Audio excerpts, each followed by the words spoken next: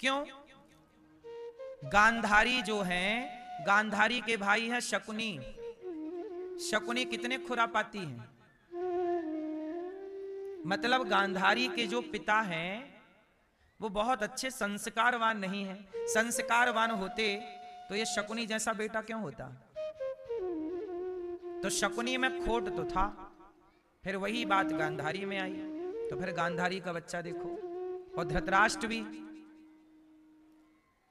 धृतराष्ट्र भी अंधे थे, लेकिन इन्होंने एक दासी को पकड़ लिया था एक बार।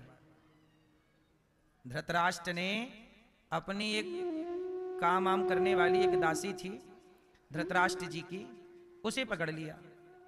तो इनका भी आचार विचार बहुत अच्छा। जब इनका आचार विचार धृतराष्ट्र का अच्छा नहीं था, इसलिए अच्छे विचार वाली संतान इनकी नहीं हुई। जबकि पांडु बड़े पवित्र व्यक्ति थे और कुंती बड़ी पतिव्रता नारी थी। इनके आचार विचार में कोई दोष, तो जब आपके विचार में कोई दोष नहीं होगा तो आपके यहां देवताओं का जन्म होगा, और कोई दोष आया तो जन्म तो होगा पर किसी दैत्य का जन्म होगा। देवता और दैत्य, पवित्र गर्भ है तो देवता प्रकट होगा, कोई महान आत्मा प्रकट होगी, और यदि ये बिगड़ा सिस्टम तो फिर कोई दैत्य प्रकट हो जाएगा। क्योंकि आना दोनों को है, और आने का रास्ता मां का पेट है, क्योंकि इसी रास्ते से सबको इस धरती पे आने की एंट्री मिलती है। देवता चाहे राम आए चाहे रावण आए, दोनों को आना इसी रास्ते से। वो तो राम जी प्रकट होते हैं, भय प्रकट कृपाला, लेकिन मां का आश्रय तो लिया, कौशल्या का सहारा तो लेना ही पड़ा। बोलो हाँ, भगवान कृष्ण भले प्रकट हुए पर मां देवकी का सहारा तो लेना ही पड़ा। तो आपको ये देखना है कि आप जितने अच्छे होंगे उतनी अच्छी संतान। इसलिए संतानें बिगड़ रही हैं। पहले रावण एक था, अब तो कलयुग बैठा मार कुंडली जाऊं तो मैं कहां जाऊं, हर घर में अब रावण बैठा इतने राम कहां से लाऊं। अब तो घर घर रावण हो रहे हैं, नहीं हो रहे हैं? बोलो हाँ कि ना। आप रोज अखबार पढ़िए, रोज टीवी न्यूज समाचार यदि आप सुनते होंगे तो देखते होंगे, अखबारों में एक आध खबर किसी लड़की के साथ किसी ने बलात्कार किया, ये खबर आजकल हर अखबार में है। बोलो हाँ।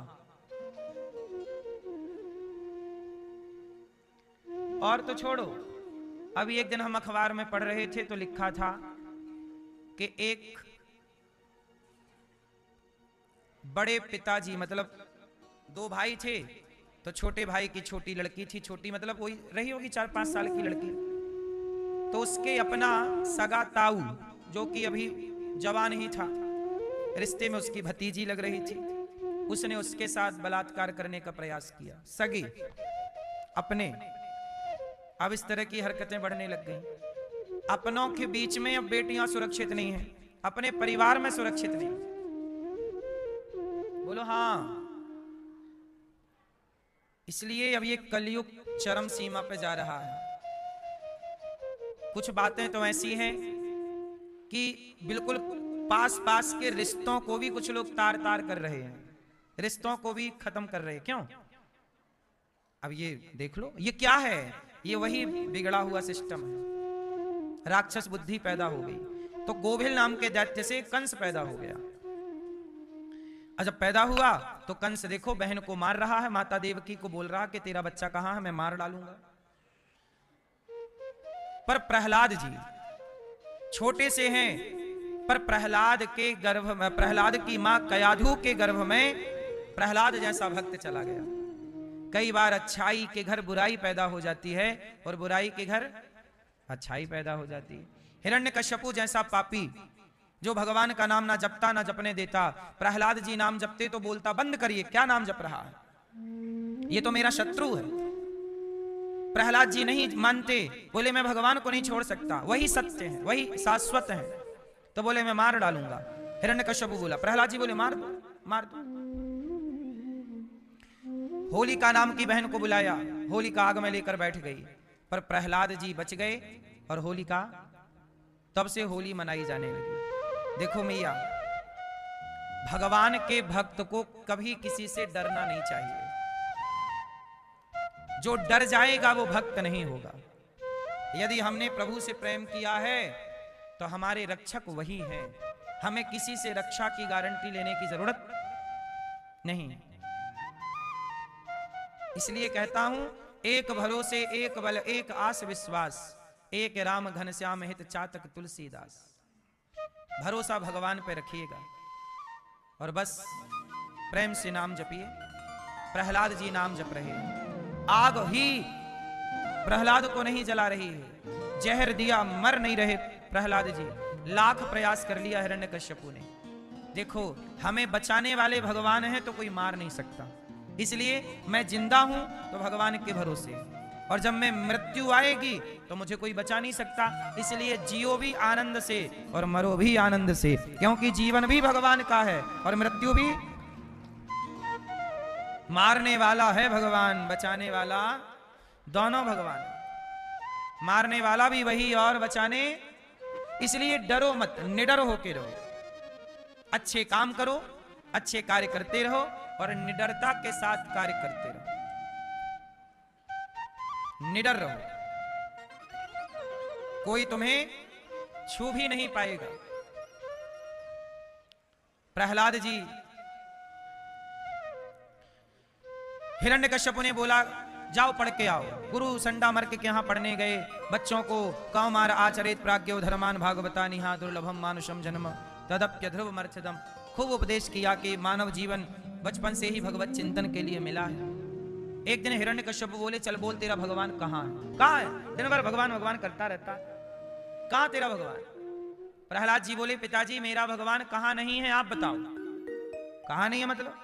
प्रहलाद जी बोले सर्वत्र सर्वम खलविदम ब्रह्म, सब जगह मेरा भगवान है। अच्छा, तो तेरा भगवान क्या इस खंबे पर है?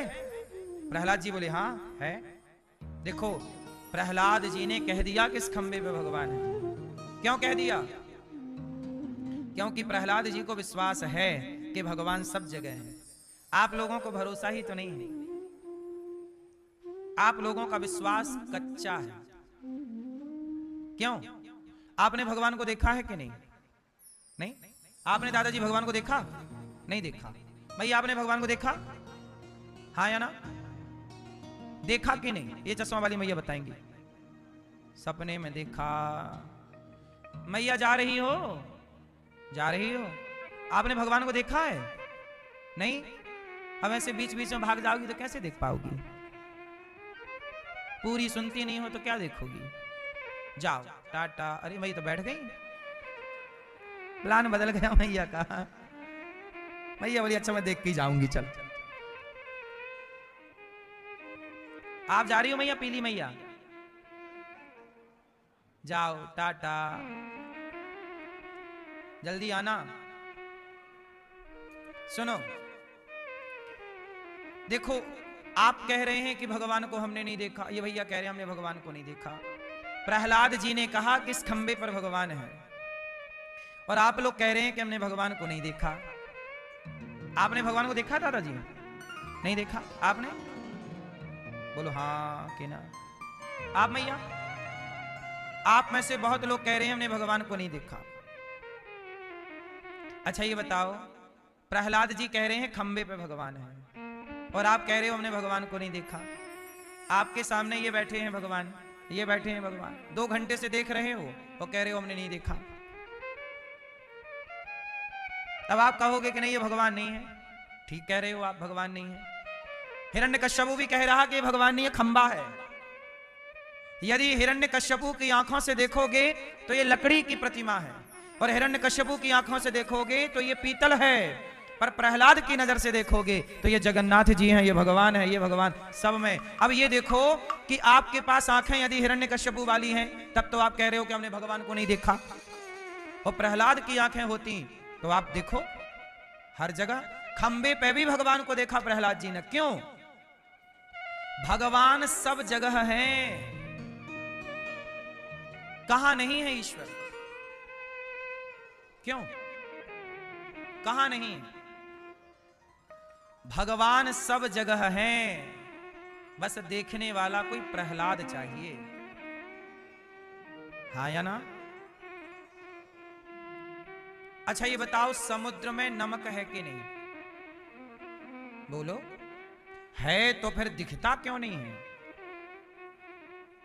समुद्र में नमक है तो काहे नहीं दिखता?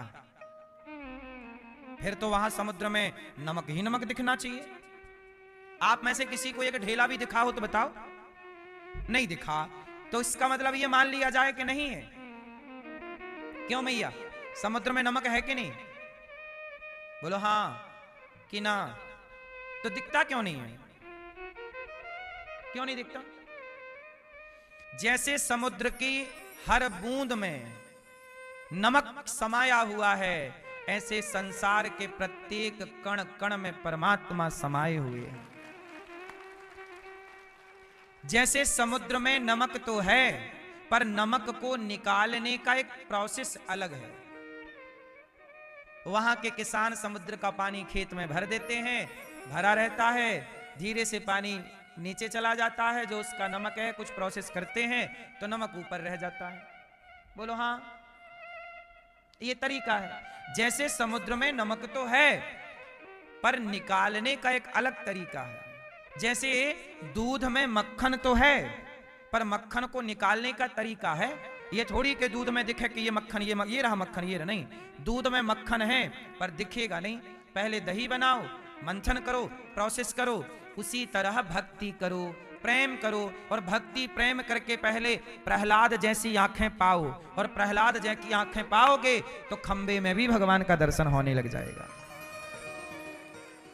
कमी हमारी आंखों में है, भगवान में कमी। हिरण्यकश्यपु बोला कहां है? इस खंबे पर है। एक प्रहार किया खंबे पर, खंबा टूट गया। और जब खंबा टूटा तो प्रहलाद का वचन सत्य करने के लिए खंबे से भगवान प्रकट हो गए। बोलिए नरसिंह भगवान जय हो। हिरण्यकश्यपु बोला कौन हो? भगवान बड़े अद्भुत। प्रहलाद के लिए भगवान ने अलग प्रकार से अपने को डिजाइन किया है। आधे हैं नर और आधे हैं, क्या है आधे? क्या? सिंह। तो क्या बन गया? नर, नरसिंह। तो भगवान ने अवतार लिया नरसिंह अवतार। क्या अवतार लिया? आधे नर हैं और आधे शेर हैं। हिरण्यकश्यपु बोला आप कौन हो? भगवान बोले तेरी मृत्यु। बोले मैं तो नहीं मरेगा। हिरण्यकश्यप बोला मैं तो नहीं मरेगा। क्यों नहीं मरेगा? मैंने तो वरदान मांग रखा है, ना दिन को मरूं ना रात को। भगवान बोले देख ध्यान से, ना ये दिन है ना रात है, शाम हो रही है, अब तो मरेगा। बोले अभी भी नहीं मरूंगा। क्यों? ना अस्त्र से मरूंगा ना शस्त्र से। भगवान बोले ये नाखून देख रहा है? मैंने कोई फैशन में थोड़ी बढ़ाए हैं, तुझे मारने के लिए बढ़ाया। अब तो मरेगा। बोले अभी भी नहीं मरूंगा। भगवान बोले काहे नहीं मरेगा? बोले 12 महीने में किसी महीने नहीं मरूंगा। कितने महीना होते हैं? नाम बताओ 12 के हैं? चैत्र वैशाख जेठ अषाढ़ हैं, सावन। फिर ये भैया बता रहे हैं, सुनो। सावन, भादो, अश्विन और कार्तिक। इनको नहीं बताने दे रहे हो आप, नकल करा रहे हो। चैत्र वैशाख जेठ अषाढ़ सावन भादो कुंवर कार्तिक अघन पूस माह फागुन, किसी महीने नहीं मरूंगा। भगवान बोले कल पंचांग देखा कर, ये 12वां महीना नहीं चल रहा है। भगवान बोले तुझे मारने के लिए मैंने एक नया महीना डिजाइन कर दिया है, पुरुषोत्तम महीना। 13वां महीना आता है 3 साल में एक बार। कौन सा महीना? पुरुषोत्तम महीना। उस महीने में अब तो मरेगा। हिरण्यकश्यप बोला अभी भी नहीं मरूंगा। क्यों? ना ऊपर मरू ना नीचे। भगवान बोले गोद में मारूंगा, गोद में लिटा के। बोले ना अभी नहीं मरूंगा। वो क्यों नहीं मरेगा? बोले ना अंदर मरू ना बाहर। भगवान बोले देहरी पे मारूंगा। अब बोल, अब क्या बोले? हिरण्य सारे वरदान हो गए उसके बम। और जब वरदान बम हुए तो अब होगा हिरण्यकश्यप भी बम। लिटाया भगवान ने और छाती पर किया नख का प्रहार और मार डाला भगवान ने हिरण्यकश्यप को कि तूने अपनी ताकत का दुरुपयोग किया है। तू इतना ताकतवर था, तू चाहता समाज की सेवा करता, समाज की सेवा करता तो तू अमर हो जाता, लोग तुझे पूजते, पर तूने अपने पावर का दुरुपयोग किया। प्रहलाद जैसे छोटे बालक को तूने जिंदा जलाने का प्रयास किया। तूने अपने बल का दुरुपयोग किया, जहर दिया तूने प्रहलाद को। अपनी शक्ति का तूने दुरुपयोग किया है, इसलिए तुझे छोड़ा नहीं जाएगा। इसलिए मेरी मां, भगवान आपको कोई पावर दें, कोई आपको शक्ति दें, कोई आपको धन दौलत की ताकत दें, तो उसका दुरुपयोग ना कीजिएगा, उसका सदुपयोग कीजिएगा। धन पाकर के घमंड करोगे तो दुरुपयोग है, और धन पाकर समाज की सेवा करोगे तो सदुपयोग है। पैसा पाए हो, सेवा कर लो, गौशालाएं बनवाओ, बच्चों को पढ़ाने के लिए विद्यालय, स्कूल, कॉलेज खुलवाओ, किसी बेटी का ब्याह कराओ। अभी यहाँ पर फरवरी में कुछ कन्याओं के विवाह होने, मार्च में कुछ कन्याओं के यहाँ विवाह होंगे। फरवरी में होने थे तो हमें अमेरिका जाना पड़ रहा है सत्संग के लिए, तो फिर वो मार्च में कन्याओं के 20, 25, 21 कन्याएं जितनी हो जाएंगी, आपके भी नज़र में कोई गरीब परिवार की बेटियां हो तो बोल दीजिएगा, निःशुल्क यहाँ से उनका विवाह करते हैं साल में। यहाँ हर 2-3 महीने में कन्याओं का विवाह होता रहता। अभी तक ये पूस का महीना गया और ये माघ का महीना, में कन्याओं के विवाह के कोई ज़्यादा मुहूर्त होते नहीं है, पूस में नहीं होता। तो अब कन्याओं के ब्याह का जैसे ही मुहूर्त आएगा तो बेटियों का विवाह यहाँ से गरीब परिवार की बेटियों का होता रहता है। तो आप भी एक कन्या को गोद ले सकते हैं, कन्यादान कर सकते हैं। यहाँ भी 21 बेटियों का विवाह होगा मार्च में, फिर 11 बेटियों का, फिर 21 बेटियों का, ऐसे साल भर यहाँ बेटियों के विवाह का क्रम चलता रहता। जितनी बेटियां आ जाती हैं, 4 जोड़े आ गए तो 4 का कर दिया, 2 जोड़े आ गए तो 2 का करा दिया, 10 जोड़े आए तो 10 जोड़ों का ब्याह करा दिया।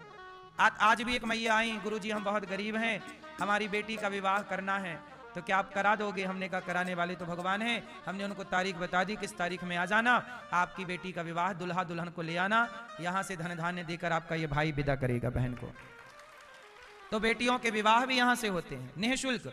उनको भोजन, बारातियों के भोजन की, बेटियों को दान दक्षिणा जो हो सकता है। भाई एक बाप अपनी बेटी का ब्याह घर पे करेगा, गरीब से गरीब और कम से कम खर्चा भी करेगा, तो 40-50 हजार रुपए का खर्चा तो होगा ही होगा। क्यों? कितना भी बचत करके करे तो एक गरीब आदमी, अब सोचो रिक्शा वाले के लिए 50 हजार तो बहुत बड़ी बात हो जाती है। कहो एक रिक्शा चलाने वाले को, एक तिहाड़ी मजदूरी करने, जो आदमी रोज का 300 रुपए कमा रहा है, बताओ, जो आदमी रोज का 300 रुपए कमा रहा है, उसके लिए गरीब बेटी, किसी का बाप नहीं है। और यहाँ जो बेटियों का विवाह होता है, किसी के पिता नहीं होते, किसी की माँ नहीं होती। अभी पहले कन्याओं का यहाँ विवाह कराए थे तो बेटी के बाप नहीं था, किसी के पिता नहीं थे, किसी की माँ। अब जब बाप नहीं होगा तो उसकी अकेली माँ बेचारी 300 रुपए दिन कमाती होगी। अब वो बेचारी 50 हजार भी खर्चा कैसे करेगी? उसके लिए तो 50 हजार बहुत बड़ी बात होगी। तो उसके 50 हजार भी हम लोग बचा देते हैं और 1,00,000 सवा लाख का उसको धन धान्य देके भी विदा कर देते हैं।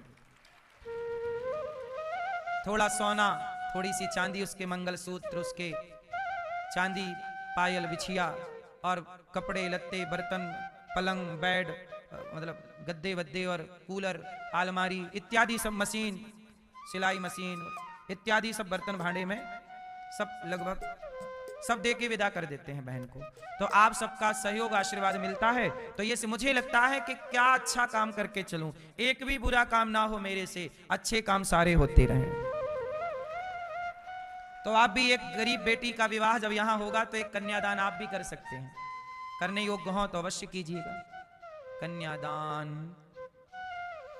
तो प्रहलाद जी के पिता हिरण्यकश्यपु मारे गए। क्यों मारे गए? क्योंकि उन्होंने अपनी ताकत का दुरुपयोग किया। और आप लोगों को अपनी शक्ति का क्या करना चाहिए? आप सदुपयोग कीजिएगा। पैसा सेवा के लिए होता है। अभी पता है मैया, मैंने सुना कि एक बहुत बड़े हमारे देश के उद्योगपति हैं, अभी हैं, उनके एक लौते बेटे की हो गई मृत्यु और उनके पास हजारों करोड़ की संपत्ति है। सारी जिंदगी बेटे के लिए संपत्ति जोड़ते रहे, हजारों करोड़ की। बेटा चला गया, अब वो हजारों करोड़ की संपत्ति किसे देंगे? ना तो उन्होंने गौशाला बनाई, ना किसी के लिए अन्न क्षेत्र चलाया, ना तो किसी का फ्री में इलाज कराया। जोड़ते रहे, हजारों करोड़ हुआ तो जोड़ करके वो उनके पुत्र की मृत्यु हो गई और सारी जिंदगी हाय पैसा करते रहे और मृत्यु को प्राप्त हो गए। हम बच्चों को टैलेंट दें, बच्चों को योग्य बनाएं, हम बच्चों के लिए संपत्तियां ना जोड़ें। यदि आप बताओ आपके पास हजारों करोड़ हैं तो आपको 1000 करोड़ का क्या करना चाहिए? क्या करना चाहिए? मेरे पास 1000 करोड़ तो नहीं है, लेकिन 1000 करोड़ यदि मेरे पास होते तो मैं भारत के कोने कोने में सीबीएसई बोर्ड का स्कूल हर बच्चे के लिए निःशुल्क बना देता, जितना बना सकता था। अब इनके पास अथाह संपत्तियां होती हैं। एक बेटे के लिए हजारों नहीं लाखों करोड़ की संपत्ति थी। क्यों मैया? अब जिनके पास लाख करोड़ की संपत्ति है, ये चाहें तो गाय की कितनी सेवा कर सकते हैं कि सारी सड़क की गाय उठवा के रखवा लें और गौ हत्या के कारण बंद हो सकती है। भाई हम लोग तो अपनी गौशाला में उतनी ही गाय रख पाते हैं जितनी संभालने की क्षमता हो, समझो ना। क्योंकि गाय को रख लेना बड़ी बात नहीं है, उसको भूसा देना, सर्दी ना लगे तो शेड होगा उसके ऊपर, बारिश ना लगे, मिट्टी पे उसके खुर ना गवे रहे बारिश में, नीचे भी पक्का चाहिए ऊपर भी पक्का चाहिए, शेड चाहिए। बोलो हाँ। तो हम लोग तो जितनी क्षमता है आप लोगों से भिक्षा मांग मांग के 400 450 गैया है, 150 नंदी है और बढ़ेंगी तो 1000-2000 गैया और हो जाएंगी। हम ज्यादा से ज्यादा 2-5 हजार गैयों की सेवा कर सकते हैं। बोलो हाँ। लेकिन ये बड़े बड़े उद्योगपति जिनके पास लाख करोड़ की संपत्ति है, कितने करोड़ की? लाख करोड़, 1 लाख करोड़, ये क्या नहीं कर सकते थे? कितने लोगों का इलाज करा सकते थे पर नहीं कराए। हाय पैसा पैसा पैसा पैसा, और अंत में अब वो पैसा खाने वाला कोई नहीं है। आखिरी में वो पैसा अब बेवजह तुम्हारे जाने के बाद तुम्हारा परिवार, तुम्हारे लोग उस पैसे के लिए लड़ेंगे, कहेंगे मेरा मेरा। तुम्हारा वो कमाई जो तुमने पसीने से कमाया वो गलत लोगों के हाथ चला जाएगा। इसलिए पैसे कमाना ही जिम्मेदारी नहीं है, पैसे सही जगह लगाना। प्रहलाद जी पर भगवान ने कृपा की। एक बार हाथी का पांव मगर ने पकड़ा, भगवान ने हाथी का उद्धार करने के लिए हरि का अवतार धारण किया।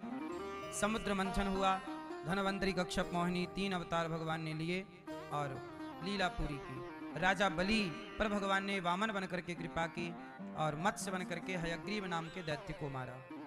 भगवान सूर्य वंश में अनेक राजा हुए हैं। भगवान नारायण के पुत्र ब्रह्मा, फिर मरीचि, फिर कश्यप। इन्हीं के वंश में राजा नभग, फिर नाभाग, फिर अम्बरीश, जिन्होंने एकादशी का व्रत किया। इन्हीं के वंश में सगर, असमंजस, अंशुमान, दिलीप, भगीरथ, जिन्होंने गंगा मैया को प्रकट किया। और इन्हीं के वंश में हुए हैं भगवान राम, खटवांग, दीर्घबाहु, फिर रघु, फिर अज, फिर दशरथ जी। दशरथ जी के 4 पुत्र हुए, राम, लक्ष्मण, भरत, शत्रुघ्न। राम लक्ष्मण जी का प्राकट्य हुआ। राम लक्ष्मण की बाल लीलाएं, प्रभु की बाल लीलाएं हुई। विश्वामित्र जी भगवान को लेकर चले, अहिल्या का उद्धार हुआ और राम जी का विवाह जनकपुर में सीता मैया के संग हुआ, धनुष तोड़ करके। राम जी ने विवाह के पहले धनुष तोड़ा है, अभिमान का धनुष तोड़ देना चाहिए। सीता मैया से विवाह हुआ, राम जी आए, राजा बनने की तैयारी चल रही थी, कैकेयी मां ने वनवास भेज दिया। 14 वर्ष के लिए राम वनवास गए। तमसा नदी के तट पर पहली रात्र विश्राम। श्रृंगवेरपुर पहुंचे और केवट से नाव लेकर के पार लगे, चित्रकूट पहुंचे। भरत जी चित्रकूट आए, मिले, चरण पादुका लेकर गए। राम जी पंचवटी गए। रावण सीता मैया को लेके भागा। भगवान सीता माँ की खोज में जटायु पर कृपा करते हैं और हनुमान जी से मित्रता हुई। शबरी माँ के दर्शन हुए और सबरी माँ पर कृपा। बाली को मारकर सुग्रीव से परम मित्रता हुई। हनुमान जी लंका गए, सीता माँ का पता लगाए। और रावण से युद्ध हुआ, रावण मारा गया, राम जी सीता मैया को ले आए, विभीषण को लंका का राजा बना दिया, भरत जी से राम जी मिले पुनः और राम जी राजा बने, सिया जी रानी बनी, अयोध्या में राम राज्य चालू हुआ। बोलिए राजा रामचंद्र भगवान की। इस तरह राम जी की पावन कथाएं हैं। हर कथा का विस्तार तो बहुत ही विस्तार है, कथाओं का विस्तार जितना करें बहुत कम है। राम जी की कथाएं तो अनंत हैं। तो ये राम जी का भागवत जी में छोटी सी राम कथा है, इसलिए हमने छोटी सी ही सुनाई। फिर चंद्रवंश में भगवान नारायण के पुत्र ब्रह्मा, फिर अत्रि, चंद्रमा, बुध, पुरुरवा, आयु, नहो, शयाति, इनके वंश में भई वसुदेव जी। और वसुदेव जी का विवाह माता देवकी से हुआ। देवकी के 6 पुत्रों को कंस ने मार डाला। 7वें गर्भ में लक्ष्मण जी आए, भगवान ने मां देवकी के गर्भ से रोहिणी के गर्भ में ट्रांसफर किया और रोहिणी जी के यहां बलराम जी प्रकट हो गए। अब भगवान ने देखा कि कंस का पाप बढ़ गया। पृथ्वी मां भगवान से बोली कि प्रभु अवतार लीजिए, अब पाप बढ़ गया है। जब जब होय धर्म की हानि, बाढ़हि असुर अधम अभिमानी, तब तब धरि प्रभु विविध शरीरा। बहुत अवतारों में भगवान, कभी ये अवतार कभी वो अवतार, भगवान अवतार, इसलिए भगवान का नाम है अवतारी, अवतार लेते रहते। फिर भगवान भादों का महीना, कृष्ण पक्ष की अष्टमी की रात्रि 12 बजे अभिजित मुहूर्त, रोहिणी नक्षत्र, भगवान भक्तों पर कृपा करने के लिए देवकी मां के यहाँ प्रकट हो गए। भय प्रकट गोपाला परम दयाला, तमद्भुतम बालकम अम्बुजे क्षणम, चतुर्भुजम शंख गदायुधायुधम, श्रीवत्स लक्ष्मम गलशौभिकौस्तुभम, पीतांबरम सांद्र पयोध सौभगम। प्रकट हो गए भगवान, शंख चक्र गदा पद्म लेकर के भगवान को लेकर के वसुदेव जी चले। यशोदा मां ने कन्या को जन्म दिया, श्री कृष्ण को लेकर वसुदेव जी चले हैं। सारे पहरेदार सो गए, सब कुछ विघ्न बाधा समाप्त हो गया और वसुदेव जी यशोदा के पास लेकर पहुंचे। श्री कृष्ण को रखा, कन्या को लिया और कन्या को जब लेकर के आए, कंस को पता चला गर्भ में बेटा रही, बेटी हुई, पत्थर पर पटक दिया, हाथ से छूटकर कन्या आकाश में गई। तो मुझे क्या मारेगा कंस, तुझे मारने वाला तो प्रकट हो गया। कंस डर गया, देवकी वसुदेव को जेल से मुक्त कर दिया, पुनः मंत्रियों के कहने से जेल में बंद कर दिया। और यहाँ बड़े प्रेम से सारे ब्रज में उत्सव चालू हुआ। मैया बधाई हो नंद के लाला की, जाता लादो महामना आहूय विप्राण वेद ज्ञान स्नाता सुचिर अलंकृता। खूब नंद बाबा ने गौदान, भूमि दान, स्वर्ण दान किया, तिल के पहाड़ बना बना के दान किए। आओ हम भी नंद बाबा जैसे उत्सव मना रहे हैं लाला के प्राकट्य का, मैया यशोदा लाला को दूध पिला रही है, लाला की सेवा में लग गई, हम भी उस उत्सव में चलें। बोलिए नंद के लाला की जय हो, नंद के आनंद भयो, जय कन्हैया लाल की बधाई हो।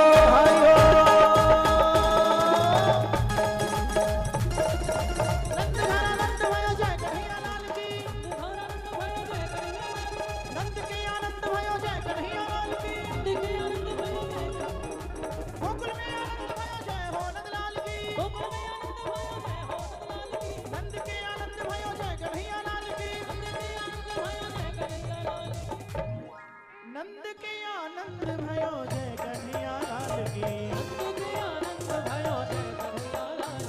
गोकुल में आनंद भयो जय कन्हैया लाल की, जय कन्हैया लाल की, जय हो गोपाल की जय।